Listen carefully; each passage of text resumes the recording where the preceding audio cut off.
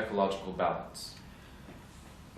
Rect is really existing capitalist democracy is a kind of state capitalism with a powerful state component in the economy, but some reliance on market forces.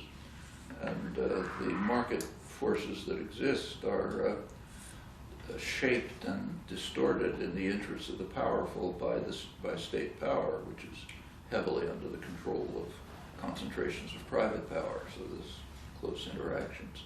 Well, if you take a look at markets, they are a recipe for suicide, period. In market systems, you do not don't take account of what economists call externalities. So say you sell me a car. In a market system, we're supposed to look after our own interests. So I make the best deal I can for me, you make the best deal you can for you. We do not take into account the effect on him. That's not part of a market transaction. Well, there is an effect on him. There's another car on the road, there's greater possibility of accident, there's more pollution, there's more traffic jams. For him, individually, it might be a slight increase, but this is extended over the whole population. Now, when you get to other kinds of transactions, the externalities get much bigger. So take, say, the financial crisis.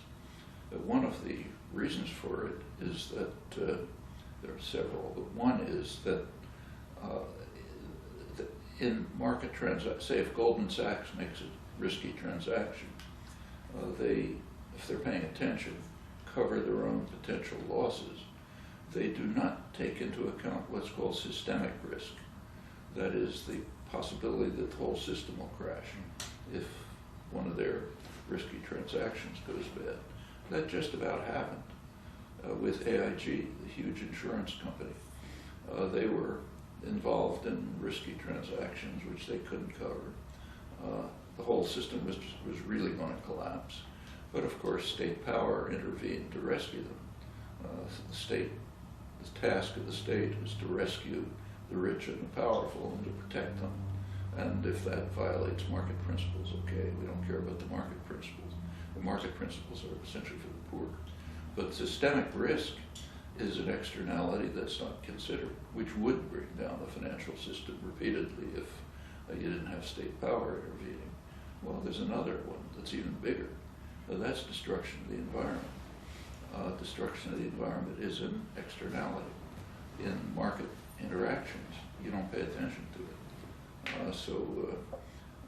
If you're, say, take tar sands, if you're a major energy corporation and you can make profit out of exploiting tar sands, you simply do not take into account the fact that your grandchildren may not have a possibility of survival. That's an externality. And in the moral calculus of capitalism, greater profits in the next quarter outweigh the fate of your grandchildren. And of course, it's not just your grandchildren, but